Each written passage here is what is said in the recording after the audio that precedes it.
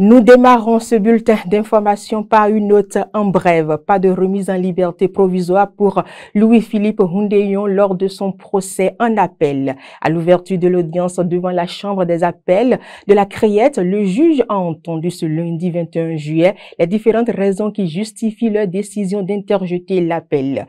C'est alors que le prévenu Camille Kofi Amoussou va expliquer qu'il a fait appel de la décision rendue par le premier juge en raison de ce qu'il n'a rien à voir dans ce dossier. À son tour, Louis-Philippe Houndéyon a déclaré qu'il a fait appel pour contester la procédure et que le premier juge qui a connu du dossier ne devrait pas se déclarer incompétent. Il a déclaré qu'il ne devrait pas être détenu pour les faits qui lui sont reprochés. Les avocats Maître Fidèle Abouta a introduit une demande de remise en liberté provisoire en leur faveur. Il a notamment évoqué l'état de santé dégradant de Kofi Camille Amoussou à la prison civile de Misrété. Après une petite suspension, les juges de la Chambre des appels de la Criette ont rejeté leur remise en liberté provisoire, rapporte l'envoyé spécial de Libre Express.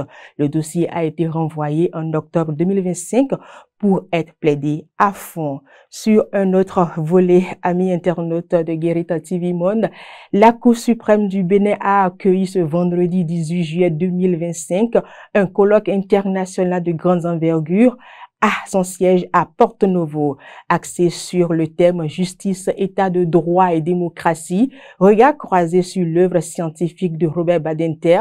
Cet événement a rassemblé des figures éminentes du monde juridique, des universitaires et des décideurs politiques de divers horizons pour débattre du rôle crucial des institutions judiciaires dans le soutien et les principes démocratiques de l'état de droit. Le point.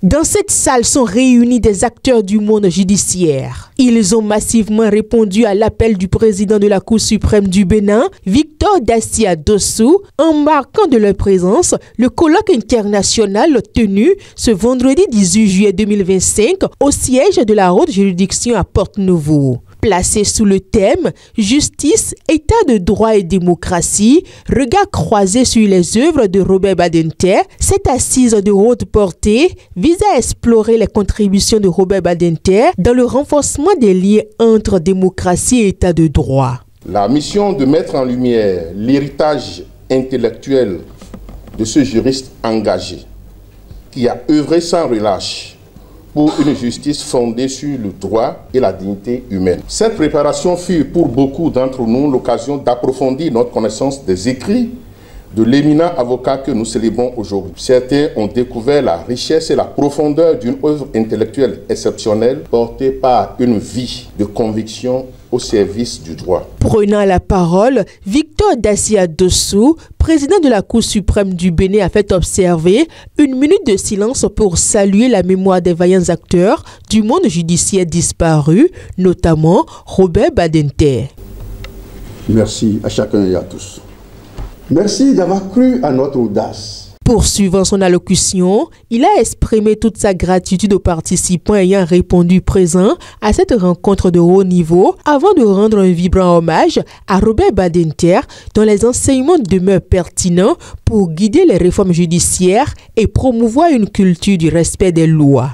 Nous organisons ce colloque parce que nous croyons aussi, aujourd'hui plus que hier, que la justice n'est pas seulement une institution. Elle est un idéal, un horizon d'exigence permanent, un pilier sans lequel ni démocratie ni état de droit ne peuvent tenir debout. Et en cela, le haut de Robert Badinter, juriste de conviction, universaliste de grande notoriété, humaniste de renom, défenseur acharné de l'état de droit, reste un phare pour notre époque. Nous voulons donc questionner, revisiter son héritage juridique, son héritage sur l'état de droit qui ne serait que chimère sans une justice forte et indépendante. Porteur du message du chef de l'État béninois à cette rencontre, Yvon Detchenou, ministre de la Justice, s'est dit convaincu que cette assise aboutira à coup sûr à des résolutions fortes sur la justice et l'état de droit. À travers son engagement contre la peine de mort, il n'a pas seulement marqué l'histoire de l'Hexagone ou même de l'Occident, il a forgé un repère moral dont l'humanité entière reconnaît aujourd'hui les fondements. C'est sur ce terrain de la justice que se jouera certainement la démocratie et le combat pour les droits de l'homme. Je crois, à cet instant et à cette étape de mon discours, en avoir assez dit pour me réjouir de la richesse des thématiques que vous avez programmées d'explorer. Justice, état de droit et démocratie. Et je ne doute aucunement, après les experts, au profil rare et très profond ici présent, que vous avez mobilisé par ailleurs, en affirmeront pertinemment. Cet événement souligne l'engagement de la Cour suprême du Bénin à jouer un rôle actif dans la promotion des valeurs démocratiques et des droits de l'homme à l'échelle mondiale. Nous poursuivons ce bulletin d'information. Un policier en fonction à la direction de l'immigration et de l'immigration a été condamné ce mercredi 16 juillet 2025 à 8 ans de réclusion criminelle. La chambre criminelle de la Cour de répression des infractions économiques et du terrorisme CRIET l'a reconnu coupable des faits de détournement de deniers publics alors qu'il était en fonction dans cette direction chargée de l'établissement des passeports béninois. Hors de nos frontières, à présent à Madagascar, le marché Saboti à Antsirabe, l'un des plus grands du continent africain, est en flammes depuis qu'un incendie s'est déclaré lundi 21 juillet en début de soirée au cœur de la 3e ville de Madagascar. Celui qui est appelé marché du samedi fait face à des dégâts matériels considérables.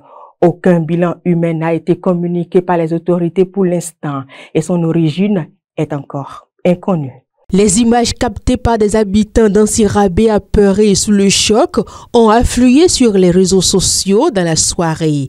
On y voit des flammes immenses s'élevant au-dessus des étals et des commerçants qui tentent de sauver leurs marchandises au milieu des cris. Ces images laissent deviner des dégâts matériels considérables. Le feu semble avoir dévasté tout le marché, aussi bien le vaste hangar où étaient vendus fruits et légumes que les petits commerces en bois attenant. Une catastrophe pour la ville et sa région, tant ce milieu emblématique est un poumon économique.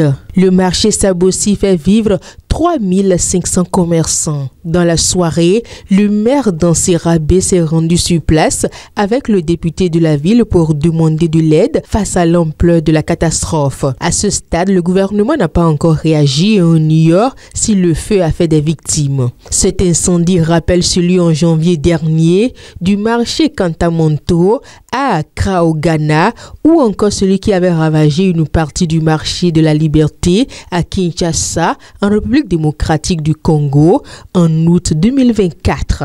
Direction le Mali à présent, l'armée annonce dans un communiqué avoir mené le 21 juillet 2025 une opération de précision dans la zone de Tinfadimanta à une quarantaine de kilomètres de Menaka dans le nord, près de la frontière avec le Niger. Opération qui a permis la neutralisation de Ousmane Bakaya, 10 soldats présentés comme l'un des chefs notoires du groupe d'État islamique au Sahel, célèbre pour avoir semé la terreur dans la ville de Menaka et ses environs. Selon des sources sécuritaires locales, Souleymane Bakaya était un déserteur de l'armée malienne impliqué dans l'assassinat de civils, de policiers maliens et de combattants du MSA, groupe armé local allié à l'armée.